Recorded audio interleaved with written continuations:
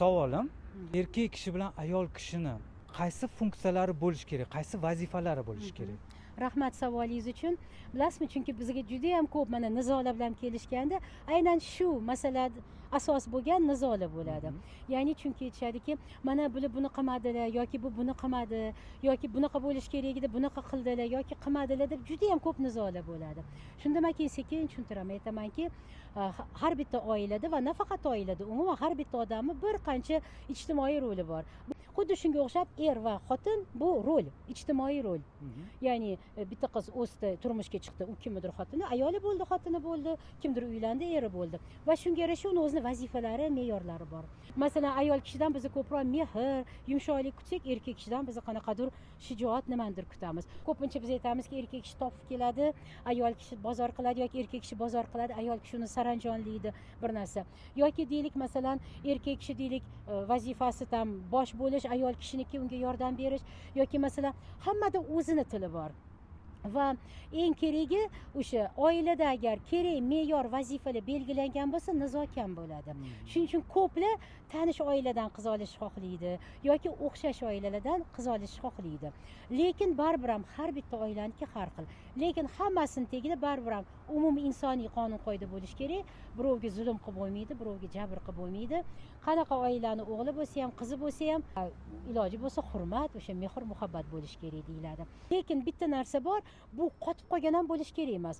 Baribir ham er va xotin, erkak va ayol bir-birini nima deydi, o'rnini to'ldirishi bilish kerak. Ba'zi vaqtda shunaqa bo'ladiki, ayol kishi kasal bo'lib qolishi mumkin, raddomga ketib qolishi mumkin, nimadir bo'lishi mumkin.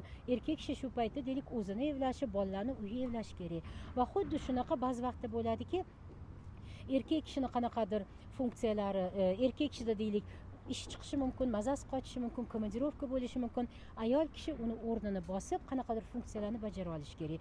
O'sha davr uchun. Har doimga emas.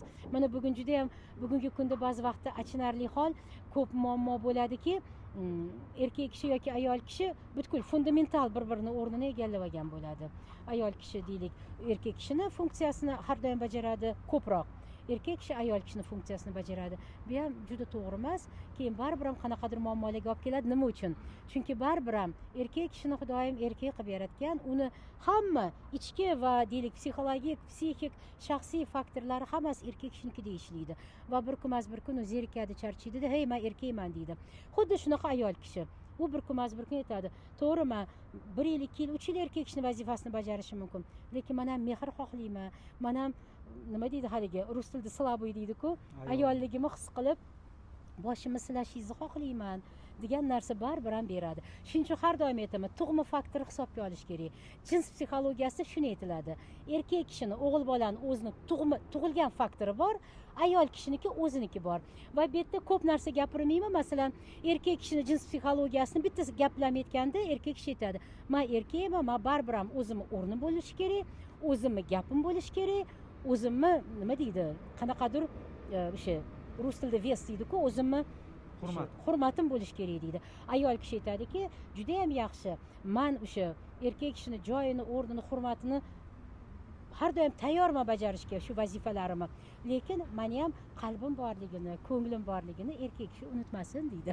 Mana shunaqa qilib erkak ayol kelishib olish kerak. Chunki bu tug'ma faktor, bundan qochib qutula olmaymiz.